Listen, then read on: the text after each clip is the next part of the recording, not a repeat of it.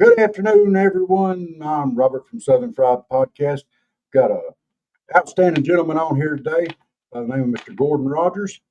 He's the Flint Riverkeeper, and he's going to be talking today about the Flint Riverkeepers and monkey farm coming to Bainbridge. So I'm going to turn it right over to you, Mr. Rogers, and tell us a little bit about yourself. Okay. Thank you, Robert, and I'm happy to be with y'all on the Southern Fried Podcast. My wife was fascinated with the name, and she said, "Well, what's that going to be like?" I said, "I don't know exactly what it's going to be like. Why don't we get it recorded and then you can watch it, darling, and then you'll see what it's like." So, well, we don't know what it's going to be like either. A lot of times, we kind of just hit and go, you know. But I wound up with saying everything is good fried, or almost anything's good fried, and everything's good with butter on it, and and so forth. So I'm one of those guys that has a South Georgia grease gene, so I can metabolize a lot of stuff up to a point. I don't know what's going to kill me, whether it's the way I eat or something else, but. None of us are getting out alive. So I'm Gordon Rogers. I'm the executive director and Riverkeeper for Flint Riverkeeper. And I got here by a circuitous route, and but I've been in the saddle here now since the autumn of 2009, and I'm very proud to serve the membership, the donors of Flint Riverkeeper, and Southwest Georgians and West Middle Georgians in general. At Flint Riverkeeper, we work from Southwest Metro Atlanta. The river starts about 1.5 miles northwest of the airport, a few hundred yards northwest of the MARTA station in East Point is where the river starts. And it goes, as most people know, under the airport. It gathers up a couple of creeks there, literally underneath the airport in pipes, and comes out pretty good sized Piedmont Creek, and then gathers water all the way to Lake Seminole, where it joins with the Chattahoochee, and when it comes out of that impoundment, it's the Apalachicola River headed on to the Gulf of Mexico. So in reality, we're all living in the Apalachicola River watershed, and the Flint and the Chattahoochee are simply tributaries of the Apalachicola. And we work on the Flint portion. We work in the main stem of the river, the part that's called the Flint. We work in all of the tributaries. There's, dozens and dozens of major and minor creeks. And then there are 5 different aquifers underground that are part of the Flint River ecosystem. And we do a lot of work involving those aquifers as well. And we work in what used to be 3 main areas of activity, and now it's 4. Kind of the 4th one was forced upon us. Those 3 areas of activity are doing policy work and legal work and enforcement work to make sure that the water is clean. Policy work, primarily, hopefully no legal work, and enforcement work to make sure that there's actual water in the river. And we call that flow, to make sure that the system has flow. And then we do a fair amount of outreach and education to support those other 2 areas of work. We partner with a lot of organizations outside of Flint Riverkeeper to help get and keep folks educated, and to get the policy work done. And this 4th area of activity that I referred to, let's just call it river and stream access. You may or may not have caught wind, Robert, of folks up in the northern part of the Flint trying to restrict people from fishing in the Flint in the last few years. And that's actually exploded into a statewide issue addressing river navigability and river access for fishing and hunting. but also for paddling and other water sports. And that may be worth a whole nother podcast on a whole nother day for us just to talk about those access issues. We could do that. You're welcome on here anytime. This is something that directly affects South Georgia, and the Flint River is a lot more important than what people realize, and it covers a lot more area. It sure does. It's 8,000 square miles of Georgia. It's about 14% of the state. And it includes some of the most economically robust acreages in the entire state, including portions of metro Atlanta, portions of middle Georgia, and of course the heavy duty agricultural economic engine of southwest Georgia is completely fueled by Flint water. Wow. All right. Now I live in Miller County, which is, right next door to Decatur County, and that's where Flint River runs through down here. But, we're border on the other side by Seminole County. That's Flint River. That's right down there on the lake, Lake Seminole. So I'm assuming that the aquifer that we have here is Flint River water too. That's correct. So all these guys that are farmers that are running their irrigation and stuff, that's where it's coming from. It's the Flint. That's correct. And one of our central missions is to make sure that everybody has enough clean water to do what they need to do, whether it's working or playing. Farm use and the farm industry, agribusiness is at the center of what we care about in many ways. Right.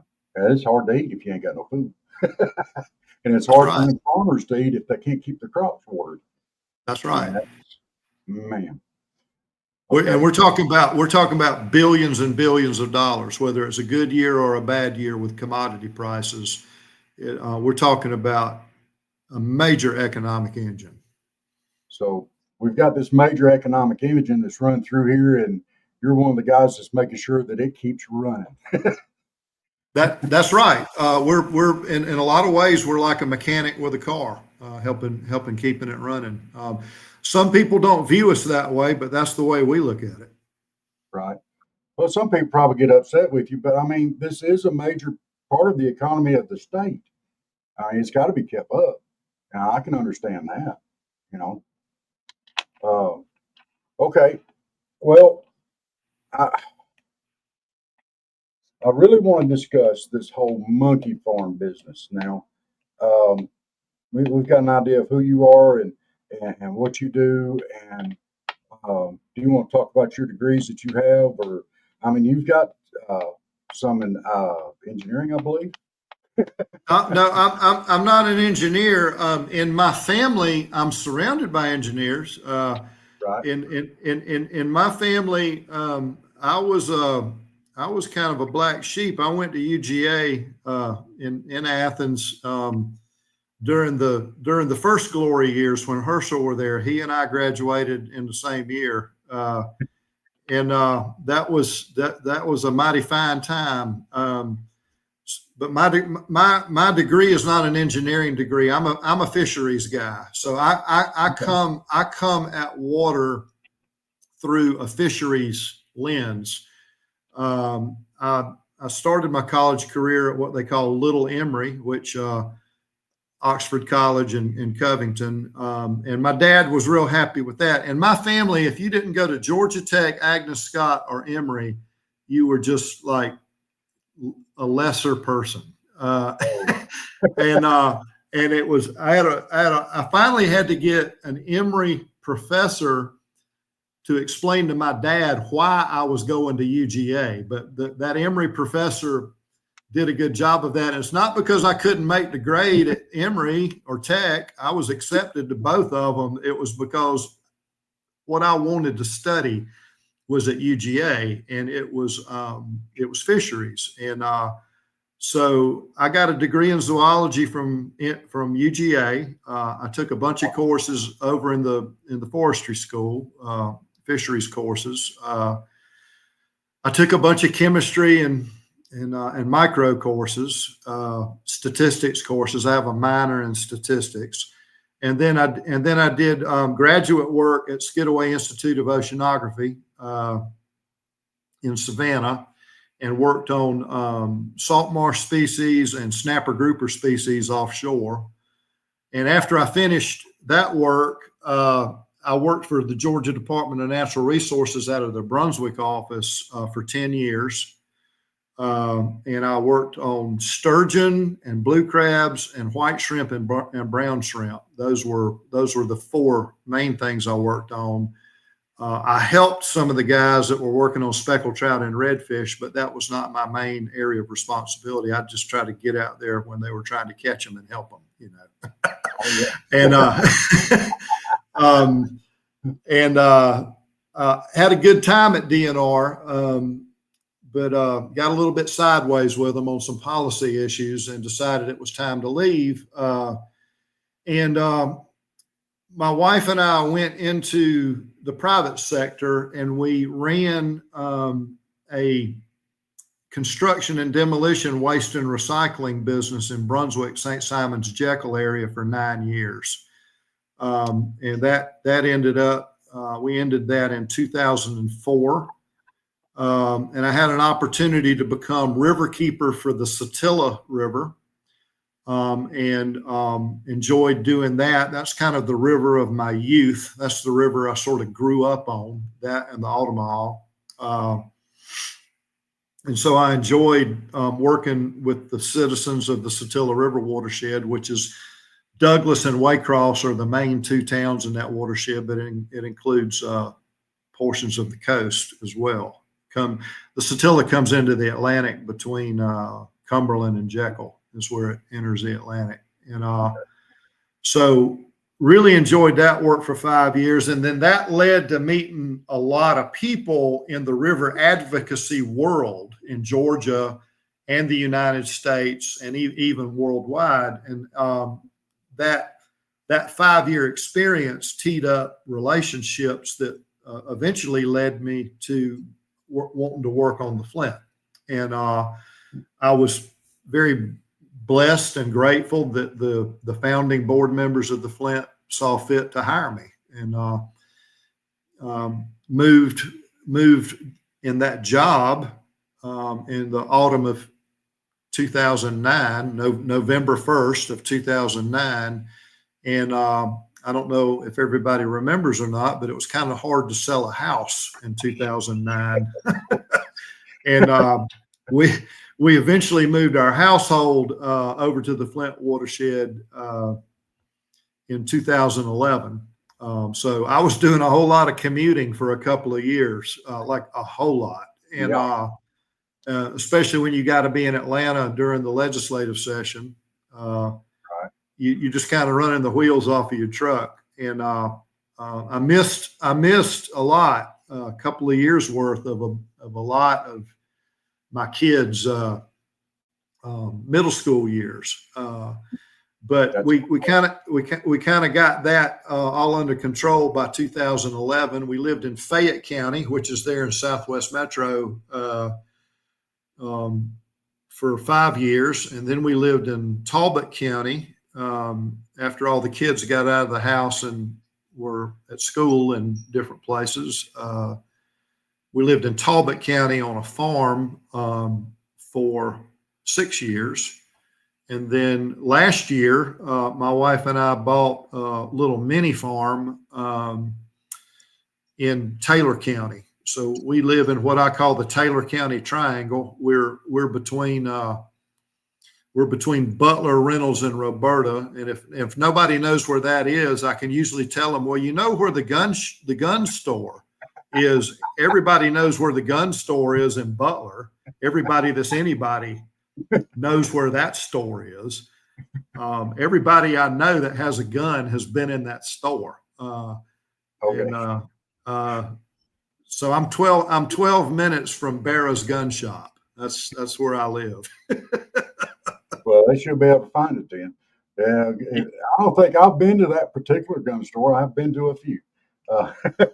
I will tell you, it's worth a visit. Even if you don't buy anything, it's worth a visit. It's one heck of a gun store. So. Well, Dave's talking about coming down here at the end of the month. We may have to ride over. Yeah. So, So I have now been Riverkeeper for the Flint since 2009. Really enjoy the work. The business model is pretty simple. The way we do our work is pretty simple to describe, and then it's complex and tedious to actually get it done. It's sort of Civics 101. We use all three branches of government and a free press. And notice I didn't say an accurate press right. or a good press. I just said a free press. I mean, we have a First Amendment in this country, and people can say what they want to say anytime they want to say it. We use the press a lot. We use the appropriate branch of government depending on what the problem is. And you know, this monkey fight is a good example of a fight. And we try to tune the tool to the fight. You don't go to court first thing on most things, and every now and then you do. But sometimes you're using the executive branch either for an enforcement action or a DNR board rulemaking action, or to oppose a bad rule sometimes. Yeah. And then we work in the legislature a bit to try to get policy right or keep bad policy from being passed in the legislature. And we do a whole lot of work with other groups of like-minded folks, and even folks that are not like-minded, to try to reach compromises on certain issues that'll be workable. And some of it's very exciting and thrilling, but most of it is sitting in front of a laptop and is pretty tedious. And sometimes it's 4 yards in a cloud of dust rather than a Hail Mary. That's my life. And I get up in the morning and I'm happy to be alive for a lot of reasons. But one of them is being the Riverkeeper for the Flint, because it's exceptionally interesting work. Okay. Well, Dave just got on. He's had an interesting day fighting his internet up there. So let me pop him up on stage while we're going here. There he is. There's Dave. Dave, this is Mr. Gordon Rogers. Did you get your internet going now? Your sound's not going. Okay. Well, all right. So he's going to pop down and do that. He's going to try again. He's going to try again. Yeah. We'll just keep right on trucking here. He's pretty good at catching up. So you use which branch of government that you need to get your point across, basically. Mm-hmm. And so here on the monkey farm, is that going to be, right now we're dealing with an executive action? Is that where we're at, or how are we? It's actually probably best to describe it as two branches of government. The way I see the current portion of the battle, everybody needs to remember that county and city commissions and councils are essentially the legislative branch of local government. That's what they are. They pass rules and ordinances, and they vote. It's like a miniature legislature. And so when you're dealing with a city council or a county commission, you're dealing with essentially a legislative branch.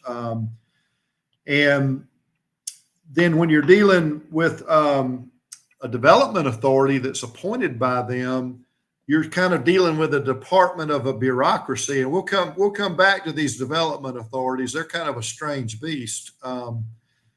You're dealing with a kind of a quasi legislative body that's not actually answerable to the voters.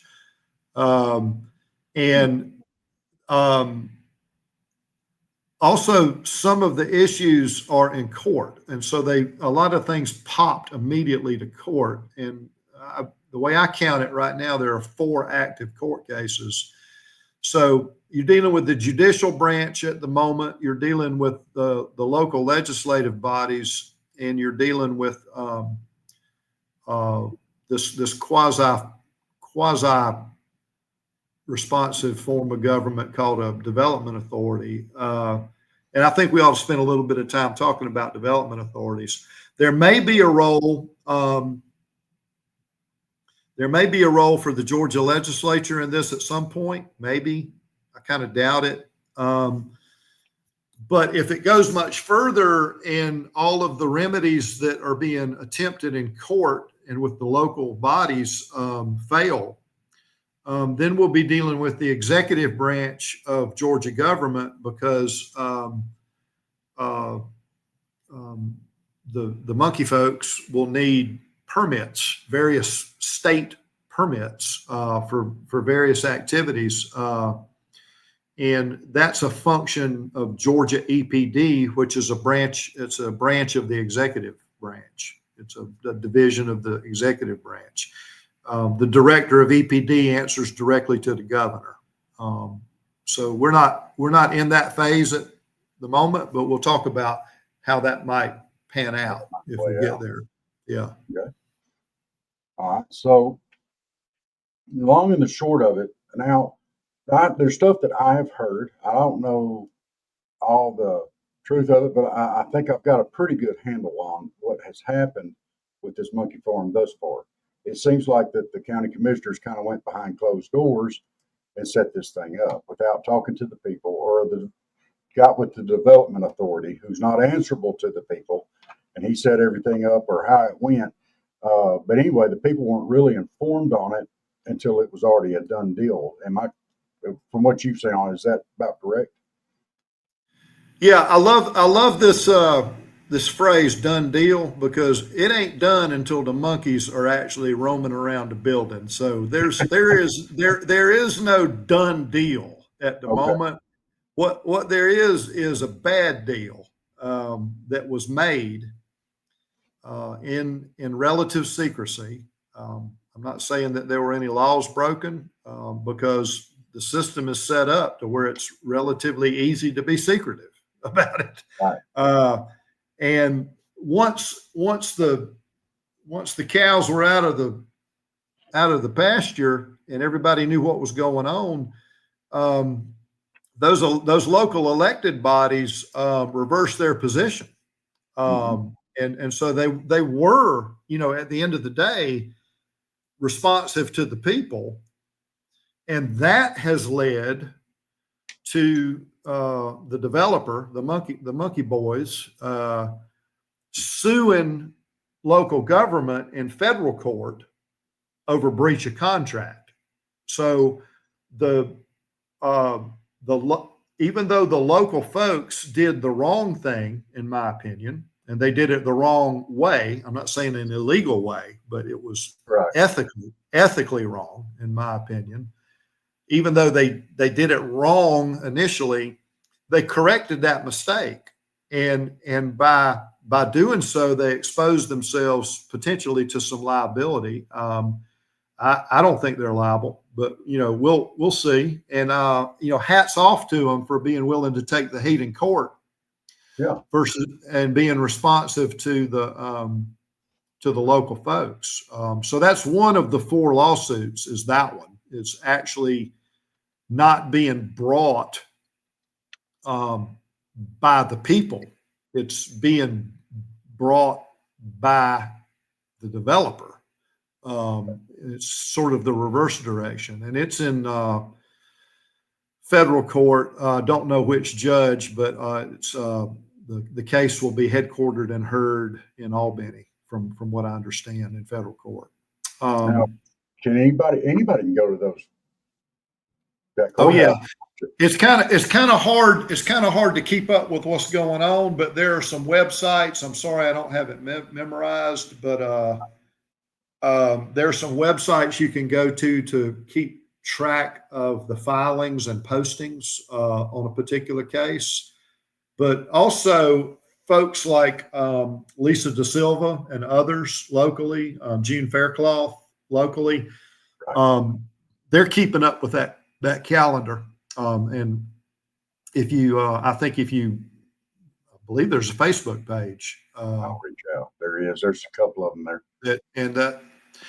Those ladies that are taking care of that are doing a very good job of keeping people informed about what's coming up next. Once you've got a lawsuit filed, things move kind of slow. And then they'll move very fast for short periods of time, and then they move slow again. So keeping up with it's a little bit of a challenge, but those ladies are good at it. Right. They seem to be very good about getting the word out and keeping the word out. In fact, I'm going to send this interview over there to them and let them use it too. Good. This is important stuff. I mean, there was a guy that Dave and I, we saw him make a post while we were on the air, and he was talking about, well, Bainbridge needs jobs. And Bainbridge, well, they're going to pre-treat and all this other stuff. And I hadn't seen anything about them setting up anything for pre-treating. And I don't think that's the kind of jobs Bainbridge is looking for. But, Yeah. Well, so, I would say, fill in the blank community needs jobs. I think that's a true statement and for any community. So it really boils down to what kind of jobs, how well do they pay, what sorts of things should the community be investing versus giving up in order to get those jobs. So you can get absurd with it. I won't, but you can imagine jobs that would cost too much for a community, that you wouldn't want the jobs there in the first place because it's reprehensible behavior. And then on the other end of the spectrum, there's a job where there's no tax burden and there's nothing but a benefit from it, and that's like the best sort. Most new jobs fall somewhere in the middle. You bring new families into a community for new jobs. Let's say there was going to be 200 jobs with a facility, and let's just say 100 of them are new folks in the community. Well, that's probably 80 or 100 new houses, maybe 75, depending on who rents, who builds. So there's all kinds of positive things that come out of that for construction jobs and other jobs that grow out of that. But there are also demands on public services in the school system, for emergency services, depending on what kind of facility it is. You could have extra wear and tear on roads. I know, like we're dealing with a local fight, the northern part of the watershed, over a rock quarry.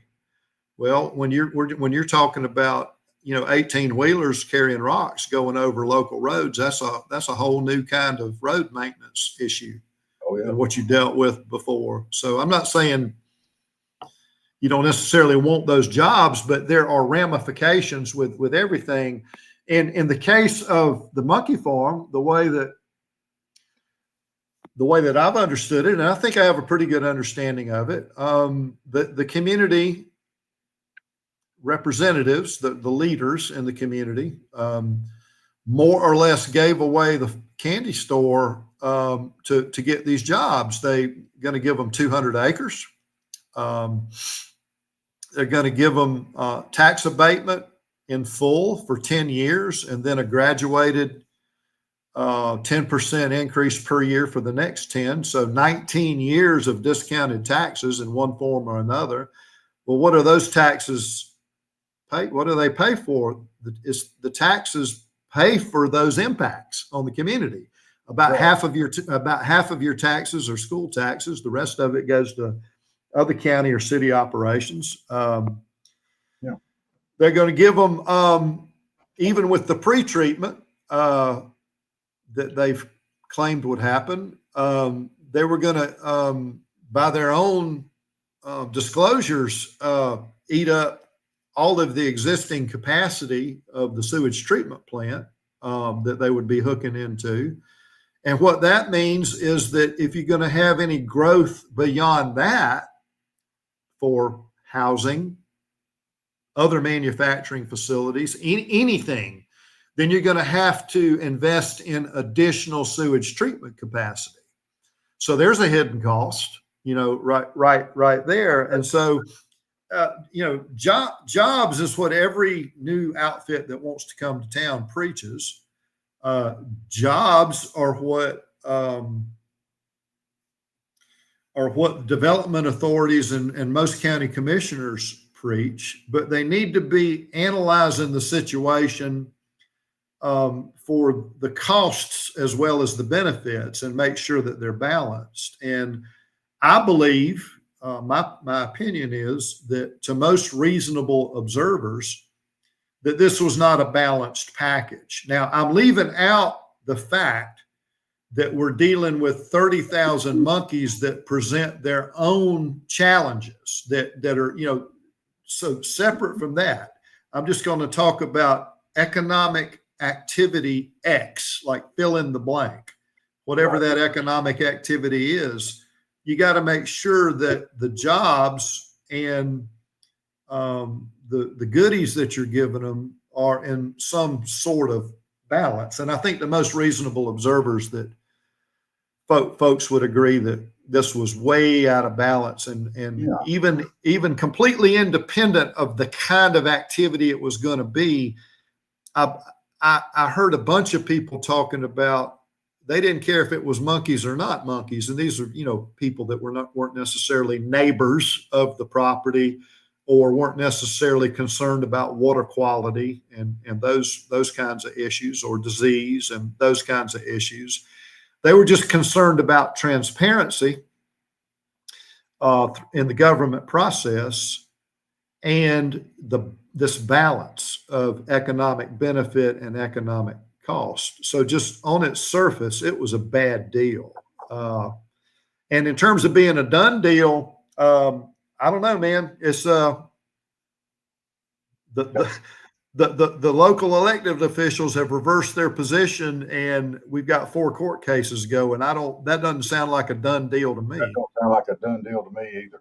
That's a good thing, though. I don't want people to think, because we've had one court case go against us, and I don't want people to forget about. Well, it's not over, and that court case is not over. That particular court case was one brought by the district attorney, who initially signed the bond package and brought it into Superior Court to get it passed. And after all that happened, he challenged the package that he brought forward, and he did it in the Georgia Court of Appeals, which was the proper venue. And he lost at that level, but he has now appealed that decision by the Georgia Court of Appeals. And he didn't lose the case per se; they just refused to hear it. And he has now appealed that to the next level, which is the Georgia Supreme Court. So that court case is not over; it's very much alive. And it's funny how you hear items in the news and it gets spun out into Never Never Land as a truth. And I think that no matter what side of the last election, this most recent one, a couple of weeks ago, that folks were on, I think everybody sort of needs to be paying attention to what the actual truth is. That court case is not over. Okay. So, and this is great because I'm telling you the stuff I've heard, and you're reinforcing and putting it out there like I kind of figured it was, and I want you to do that. I want people to understand I'm trying to be average Joe here, and don't understand what's going on. And you're doing an excellent job of explaining it. And I really do appreciate it. And I know everybody else will too. Well, you're very welcome. I'm not infallible. Somebody may see this and immediately call a foul on it and blow the whistle, and I'm willing to be corrected. I'm telling you what I think I know. So absolutely. It's probably a great deal more than what I know on this issue, but we're gonna try to get it out there for everybody. Now, one of the things that you were talking about was, you get new families and stuff moving into the county for these jobs that they're producing. But if your waste management facility is maxed out, how are they going to be able to build these homes in town and stuff like that? And like in the city where the How does that work? Well, that's a perfectly logical question, and I think most people can know the answer before it even comes out of my mouth. Obviously, if you're like my wife and I, we live in a very rural portion of our county. We don't live in Reynolds or Roberta, which is one county over, or in Butler. So we're not on a sewage collection system here. We're on a septic tank. So some of those new homes would be on septic, no new demand, but some of those homes would be on the sewer system in Bainbridge and Bainbridge Decatur system. And if that system's maxed out, then somebody's going to have to spend some money to modify the plant. That's the short answer. So how much does that usually cost the county and the city? I'm not a wastewater engineer, and I will fess up and say, as a riverkeeper, I should have that kind of figure on the tip of my tongue in terms of millions of dollars per treated 10,000 gallons or per treated 100,000. Because as recently as 2 weeks ago, I was visiting a major wastewater treatment plant in Gainesville, Georgia, state of the art, and I heard those numbers, but they went in one ear and out the other, and so I'm not going to claim ignorance. I'm going to claim laziness. I guess I'll claim, but I can tell you it's not cheap,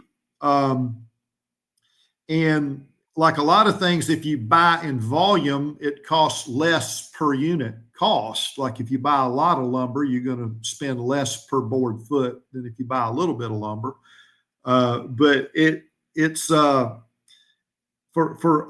a medium or small community like Bainbridge, Decatur County, you're not going to be adding millions and millions of gallons per day, and so the volume savings would be probably not available. It would be, you'd be buying at a premium cost. And that usually means that a local jurisdiction is going to go into more debt. It's usually, municipal bonds. It's usually bond debt.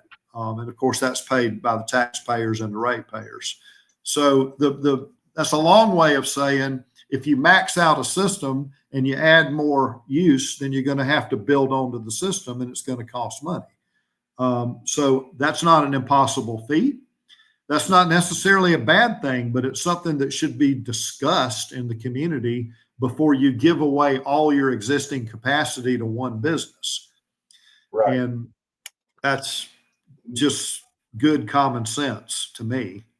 Yeah, and it also restricts you from, until that is paid for or built, and you've got all of your volume taken up, all the rest of your volume taken up by one company.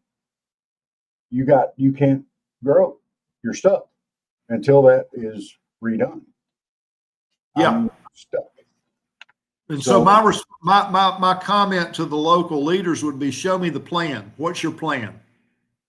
I'm not necessarily against your plan, but show me the plan Right. Because if you're going to attract more business, you got to have that capacity. Right. Now, they're talking about pre-treating and stuff like that. I'm not even going to pretend to understand what that is doing and what that is entailing of. And I know that goes from there, it'll go into the sewage system. So by pre-treating it, I mean, the monkeys carry a lot of disease and stuff like that. Is that going to do away with that by pre-treating it? Monkeys can carry a lot of diseases. That's a fact. And I'm not an epidemiologist, and I'm not a monkey expert. I just know what I've read. That's all I know. Pre-treatment is a fairly common practice all over the planet. I'm most familiar with what goes on here in Georgia. I'll give you an example from this wastewater treatment plant that I visited most recently. As everybody probably knows, there are a lot of chicken processing plants and ancillary industries in Gainesville, Georgia. Yes. They produce a lot of liquid and solid waste, and they have various means of dealing with that, some of which they have found markets for, and some of which has to be treated or hauled away, depending on what it is. And on their liquid waste, they have pre-treatment requirements, and it's very similar to treatment requirements. It's just not as stringent. In other words, it has to be treated to a certain level for dissolved solids, oxygen demand, nitrogen, phosphorus, whatever standards the receiving jurisdiction, meaning the people that own the wastewater treatment plant, whatever standards they decide that they want for stuff coming into their plant, that's what they put on these industries that are sending them this pre-treated waste. And then it's monitored on a daily, weekly, and monthly basis. And the whole system is designed to not get out of whack, so that what ultimately goes out the end pipe, which in their case goes into Lake Lanier, is acceptable underneath the law in terms of what the permit says for the wastewater treatment plant. So it's kind of a stacked set of treatment requirements, so that it all works and it's engineered properly. In terms of this specific waste stream, nothing's been put in writing in terms of what the treatment standards would be. We don't know. We've been told a little bit about the volume. We know that it would max out the existing capacity of the plant. That's what we've been told. And just like human viruses, monkey viruses are just as dangerous or more dangerous. And there are various ways of dealing with that. There are filtration systems that are fine enough in terms of their filtration capacity to capture particles that are as small as disease causing particles. There are ultraviolet light treatments that can kill viruses. The most modern plants stack these sorts of treatment facilities on top of each other in the waste stream, and you get something out the end that you literally can drink. You can certainly swim in it, and the technology is there to do these things, but we don't have the information in front of us to know whether that's going to be on the pre-treatment end of things, and they're delivering a fairly high quality of water to the treatment plant, and all the treatment plant's having to do is deal with some excess nitrogen and phosphorus, or if the bacteria and the viruses and a bunch of solids are going to be coming through, and it's a lower standard of pre-treatment, and that treatment plant's going to be dealing with a lot, which means that the treatment plant itself may have the nominal, like the engineered capacity to deal with the estimated nitrogen, phosphorus, and solids load. But what about those viruses? What about extra cost? Is there going to be any extra cost? Or are they just going to ignore it, and the Riverkeeper and the citizens are going to have to come in there during the permitting process and object? We don't know. We don't know. We haven't seen anything. And a really interesting thing about the way that development in general in Georgia, whether it's good development or bad development, and this is true in a lot of states, it's not just Georgia, is the way that it's sequenced. You'll frequently see the planning and the groundbreaking, the financing and the groundbreaking, the construction, part of the construction. All of that will be partially to completely done before they ever apply for the environmental permits. And it should be no surprise to anybody why that is. It's because it's so far down the road at that point that all you can really do is modify the permits to try to get your best possible result. And the permitting system itself is not set up to deny permits. It's set up to grant permits. And so folks like me who are trying to protect clean water, our strategy is to get the best permit possible. Actually stopping a permit is right next to impossible. So we wouldn't even get to the specifics of these sorts of questions that you're asking until we're another 2 or 3 years from now. And that's assuming that all these court cases are behind us. And I'm going to be really frank and make some unvarnished comments here. These developers have an extremely poor track record. They claim they've made claims that these other LLCs that they're involved in are not the same people as them. Everybody can believe what they want to believe about that. But they have had animal cruelty enforcement actions enforced against them for those folks that care about stuff like that. They have had Clean Water Act actions enforced against them recently by the federal government in a major court case. And either they or somebody associated with them went ahead and cleared a bunch of land right there in Decatur County without the proper permits. They have shown that they have little respect for the law. And I'm not willing to trust the developer in this case with doing the right thing just because they're promising a bunch of jobs. Even if they weren't what I consider to be involved in a very dangerous proposition, I still don't trust them. I don't know these people personally. I just know their record, and it's not a good one. Well, how can you trust somebody if they won't even pull the correct permit to start with? The very first permit, they wouldn't even do that. And I'm not sure if that was the county that was doing that work or development authority contractors that were doing that work, or if it was contractors to the developer, the monkey people. I don't know who was writing that check. I don't know who the actual violator was.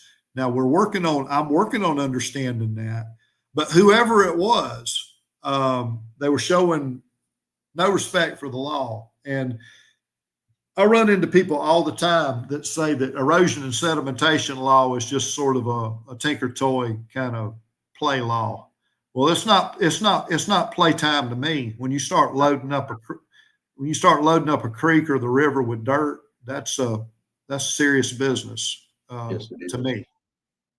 Yes, it is. And if worst case scenario, and I don't know how all pretreatment works, but I assume they would have a pond or a facility to hold wastewater while it's treated and move it through the different filters and the UV lights and all that kind of stuff, and would probably take it down in stages.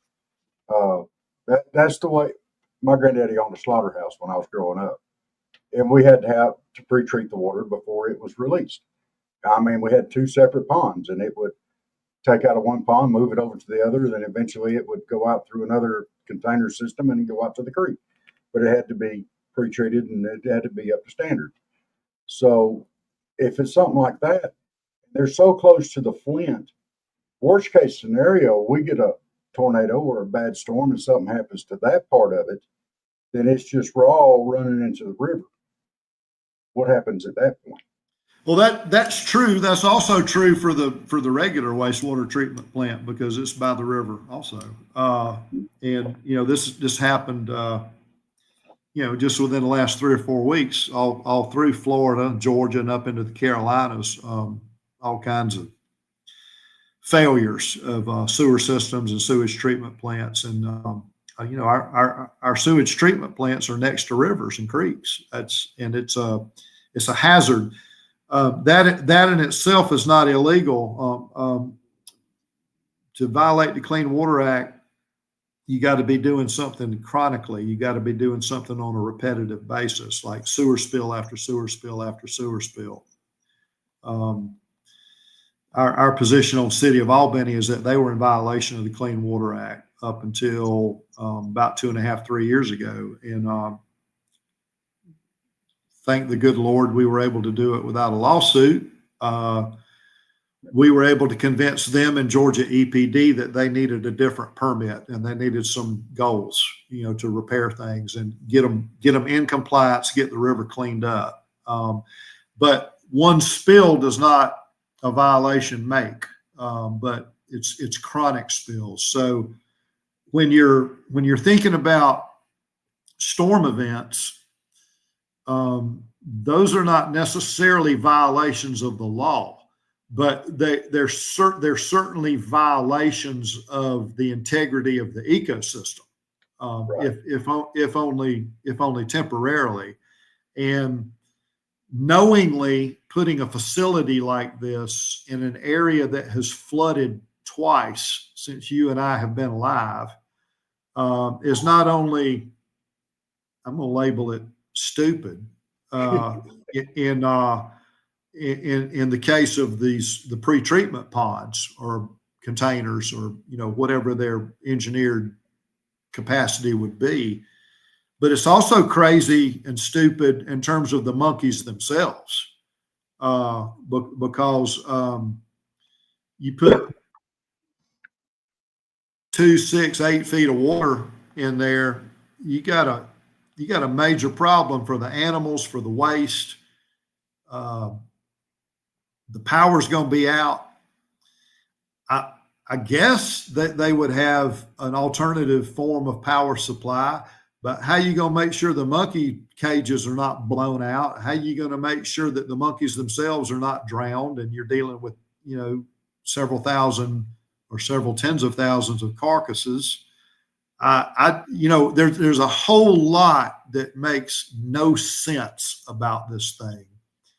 Knowing what we know about storms in that area, this is not something we have to speculate about. This is stuff that has already happened, and it's going to happen again. Yeah. So from top to bottom on this thing, it seems like from the beginning of it to where we're at now, from the decision-making process to the water running into the river, it's mainly by and large irresponsible from the top to the bottom. I'm firmly in that camp. And just to sort of list out where we are, we have the district attorney, who in this case represents the interest of the entire state, not just his district. He's an officer of the state and an elected official. He's challenging the bond. There's a citizen challenge of the bond. There is in a separate court. And there is a citizen. I forget the precise word, Robert. I'm going to call it preemptive, or the word will come to me in a moment. But the lawsuit is aimed at a nuisance that hasn't happened yet. And the nuisance being water quality, air quality, noise. That. Think of it in terms of a trespass type nuisance. It's a preemptive or proscriptive nuisance case. I can't remember. Neither one of those words is correct. And that's being brought by some citizens. And then there's the lawsuit that I mentioned earlier, which is from the developers suing the local officials for breach of contract. So this situation's all papered up at the moment, is the term I like to use.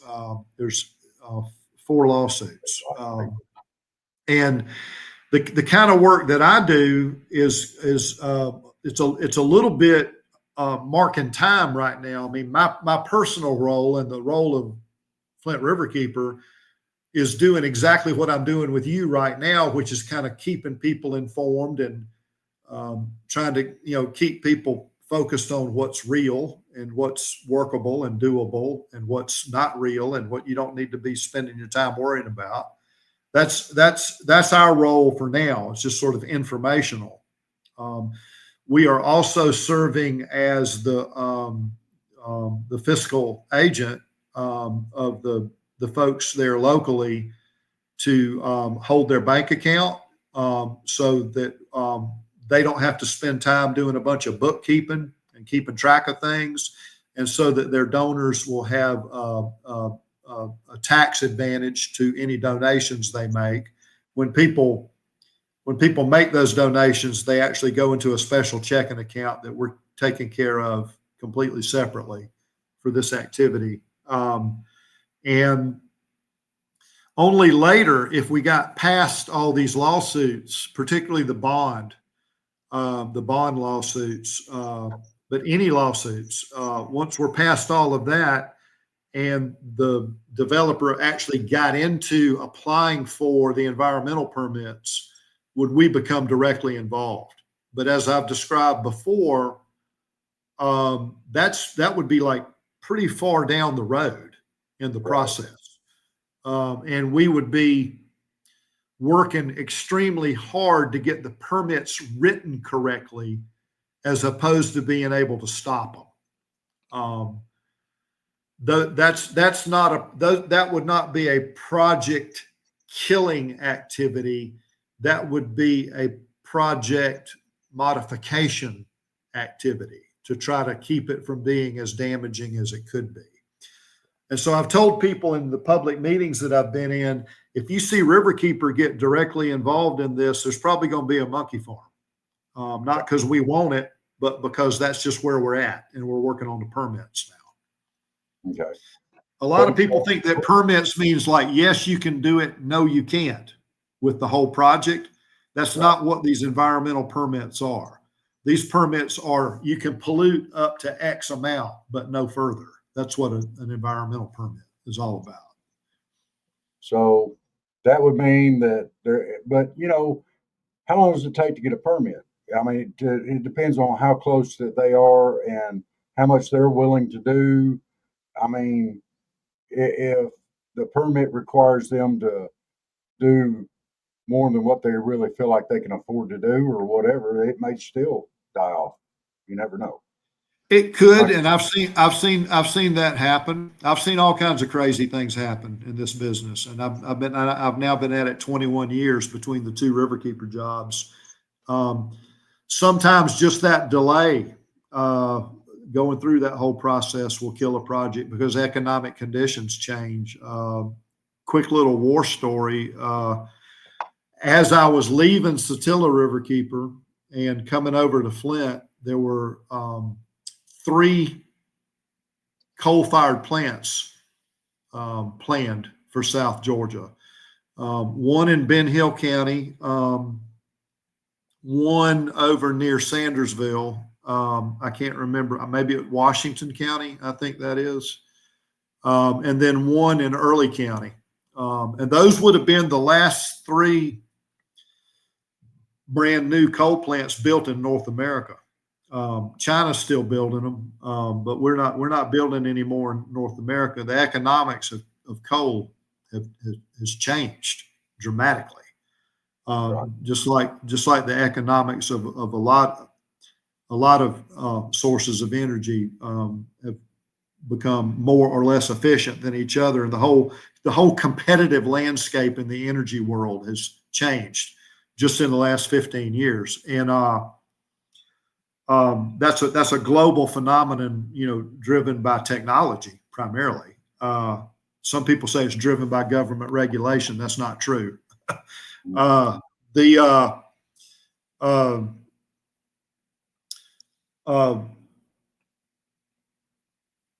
Permits were opposed. The air permits, water permits, and landfill permits for these plants that I'm mentioning were opposed by a consortium of riverkeepers and other environmental groups and local citizens. And in the middle of all that, the economics changed. And so those plants probably would have been built if nobody had opposed them. But because they were opposed, and you go through due process with the opposition procedures, the economic landscape literally changed under our feet. It was very unexpected to me. I didn't see it coming. I'm not sure if the coal people did or not. I don't know. But none of those 3 plants were built. None of them. That was fascinating to me. And I remember that phrase "done deal." That phrase "done deal" was thrown around a lot in those 3 communities of Sandersville, Fitzgerald, and Early County. Oh my goodness, what's the name of that little town where Will Harris's beef farm is? I can't remember the name of that. Bluffton and Cuthbert and that area. If you went to those towns, everybody was saying, "You can't fight this thing. It's a done deal." And the old redneck in me kind of would bow up and say, "Well, watch me," So, but in reality, we didn't know we were going to win like that. We just knew that we were going to get in there, and as Coach Smart says, let's get in there and chop wood. Yeah. We're just going to get in here and chop wood and see what we can accomplish. And so in one of these local battles, you meet the play that the opposing team gives you, and vice versa, and you just do the best you can. You don't ever know what God has in store. And so I get up in the morning and do my work, and have faith in good outcomes. I truly do, but I don't know exactly how those outcomes are going to come. Rarely do they come in a form that I expect. It's very rare. But I know how this machine works, but I don't know which piece of it is going to produce the result. I've never been in a situation like I'm in right now with the fine folks of Decatur County and Bainbridge and the surrounding counties, where they were so proactive and got so far out in front of what I was able to do, and how rapidly I was able to do it with my staff and my board, that I'm literally sitting in the bleachers watching the game for portions of it. And I had one of the most unique experiences of my entire life, Robert, which was watching a Southwest Georgia row crop farmer read from a PETA fact sheet. I mean, I don't think I'm ever going to see anything like that in my life ever again. But what I think it proves, some people would say, well, that's desperation. No, I don't think that's desperation. I think that's a coming together of people from a lot of different walks of life and viewpoints about life, and how we ought to run our government, how our elected officials ought to run things. And everybody agreed on several points, and we're looking to get it reversed, and it worked. Now, that doesn't mean that the battle's over, that or the war's over. That's just one battle. But that was absolutely remarkable. And I've never experienced anything like that in my life. Number one, the citizens being so far out in front of me that I'm literally watching as opposed to helping. Now, there are people out there that'll tell you I helped. I didn't help that much. All I did is get on the phone with people and listen to what they were having to say. And then they were telling me what the PETA lawyers were helping them do. And I'm like, that sounds good. Yeah. That sounds like what my lawyers would do. I just wasn't able to deliver my lawyers as fast as they were able to deliver their lawyers. And so that's a good thing. You get there in a war, you get there the first with the most, and you win. Right. And that's just simple combat tactics. And so that's number one. And then number two, watching people, especially in this country in this day and time, with how fractured we are, watching people from extreme ends of the ideological spectrum Yes, I'm talking about extreme ends working together. As far as I'm concerned, it's a miracle, it is. and we witnessed it. Yes, sir. I got to see that over in Donaldsonville when you came and spoke over there. I've seen it all around in the community on their pages, the Stand Up Bainbridge and the No Monkey Business pages here in Bainbridge and Decatur County. You look at those people on there. I mean, it's one of the most diverse groups I think I have ever seen. And it's been absolutely amazing, and it's wonderful to see. And it's wonderful to see people taking, I mean, it's one thing, you're the river keeper. That's your responsibility, but these people actually see that it's not just your responsibility, it's all of our responsibility. And it's great to see. Yeah. Uh, well, Mr. Gordon, I appreciate you coming on here with us, and we're going to come back. There's some other stuff that you want to spend some time on, and we will come back to that anytime that you want to. But I'm going to go ahead and get this posted up. Whatever you want to talk about, whenever, this helps. If we can keep people informed and educated on some of this stuff that I don't have a clue, I can't educate them on it, but you can. You've got the knowledge and the background. That would be wonderful if you would come on every once in a while, and we'll keep an update going with them. It'd be very encouraging for them, I think. Well, Robert, I'm happy to be here today, and I'm happy to do what you're asking me to do in the future, and I'm looking forward to it. And look forward to being with you in person at some point in the very near future as well. And I'm sorry that your buddy Dave or Davey wasn't able to join us, but please pass along to him my gratitude. He's watching. He just something's happening with his computer system up there. He's just having. I can see he's watching, so he's here, and I'm sure he's saying thank you for being on too. But Well, you're welcome. well, thank you very much, Mr. Rogers, and we'll get this up and out just as quickly as possible. All right, super. God bless y'all and happy holidays to you. Merry Christmas. Same to you, Mr. Rogers. Thank you, and we'll get set up soon.